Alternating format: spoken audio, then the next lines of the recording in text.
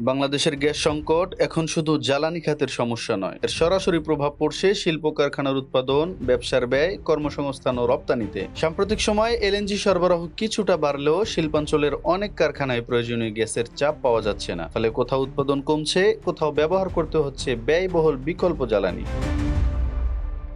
পেট্রোবাংলার তথ্য অনুযায়ী 22 আগস্ট সকাল 8টা থেকে 23 আগস্ট সকাল 8টা পর্যন্ত এলএনজি সহ দেশে মোট গ্যাস সরবরাহ ছিল প্রায় 2315 মিলিয়ন ঘনফুট। তবে শিল্পের জন্য শুধু মোট গ্যাসের পরিমাণ নয়, প্রয়োজনীয় সময়ে পর্যাপ্ত চাপ সহ নিরবিচ্ছিন্ন সরবরাহ গুরুত্বপূর্ণ। আর সেখানেই সংকট সবচেয়ে বেশি। শিল্পঘন নারায়ণগঞ্জে এর প্রভাব স্পষ্ট।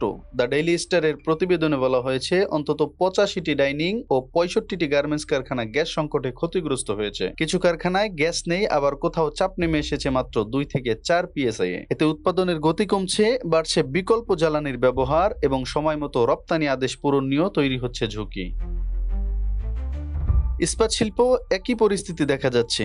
দ্য বিজনেস স্ট্যান্ডার্ডের প্রতিবেদনে বলা হয়েছে, গ্যাসের চাপ প্রায় শূন্যে নেমে যাওয়ায় অনেক স্টিল কারখানাকে ব্যয়বহুল বিকল্প জ্বালানি ব্যবহার করতে হচ্ছে। কিছু কারখানার উৎপাদন প্রায় স্থবির হয়ে পড়েছে। অর্থাৎ সংকটটি শিল্পে দ্বিমুখী চাপ তৈরি করছে। উৎপাদন কমছে, আবার উৎপাদন খরচও বাড়ছে। এর প্রভাব কর্মসংস্থানেও পড়তে পারে। 24 আগস্ট ফুয়াং ফুড গ্যাসের অপর্যাপ্ত চাপ ও কাঁচামালের মূল্য বৃদ্ধির কথা উল্লেখ করে একটি কারখানা 6 মাসের জন্য বন্ধ রাখার সিদ্ধান্ত জানিয়েছে। কোম্পানির তথ্য অনুযায়ী এতে 992 জন শ্রমিকের কর্মসংস্থান ঝুঁকিতে পড়তে পারে।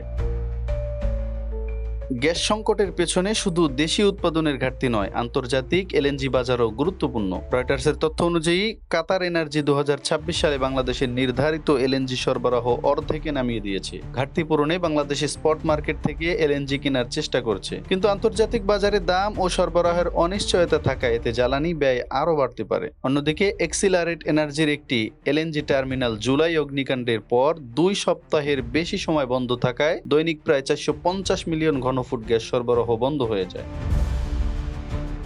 রয়টার্সের হিসাবে বাংলাদেশের দৈনিক গ্যাসের চাহিদা প্রায় 3800 থেকে 4000 মিলিয়ন ঘনফুট। বিপরীতে সরবরাহ ছিল প্রায় 2600 মিলিয়ন ঘনফুটের কাছাকাছি। অর্থাৎ এলএনজি সরবরাহ কিছুটা বাড়লেও চাহিদা ও সরবরাহের বড় ব্যবধান এখনও রয়ে গেছে। এই সংকট দীর্ঘায়িত হলে উৎপাদন ব্যাহত হওয়ার পাশাপাশি বাড়তে পারে পণ্যের দাম ও শিল্পের ব্যয়। রপ্তানিমুখী শিল্পে সময়মতো পণ্য সরবরাহের সক্ষমতা কমে গেলে আন্তর্জাতিক বাজারও চাপ তৈরি হতে পারে। শিল্প মালিকদের সংগঠন বিকেএমআই এ সংকট মোকাবেলায় শিল্পে গ্যাস সরবরাহ বাড়ানোর দাবি জানিয়েছে। একই সঙ্গে তারা পরিস্থিতি নিয়ে নিয়মিত সরকারি ব্রিফিংয়েরও দাবি করছে। সব মিলিয়ে বর্তমান পরিস্থিতি দেখাচ্ছে, গ্যাস সংকটের সমাধান শুধু সাময়িকভাবে এলএনজি সরবরাহে বাড়ানোর মধ্যে সীমাবদ্ধ নয়। দেশীয় গ্যাস উৎপাদন, এলএনজি সরবরাহের বৈচিত্র্য এবং অবকাঠামোগত সক্ষমতা বাড়ানোর দীর্ঘমেয়াদী পরিকল্পনাও প্রয়োজন। কারণ শিল্পের জন্য গ্যাস শুধু একটি জ্বালানি নয়, এটি উৎপাদন, কর্মসংস্থান, রপ্তানি ও বিনিয়োগের সঙ্গে সরাসরি যুক্ত। ফেরদৌস হুসাইন মাহমুদী, হুদহুদ নিউজ।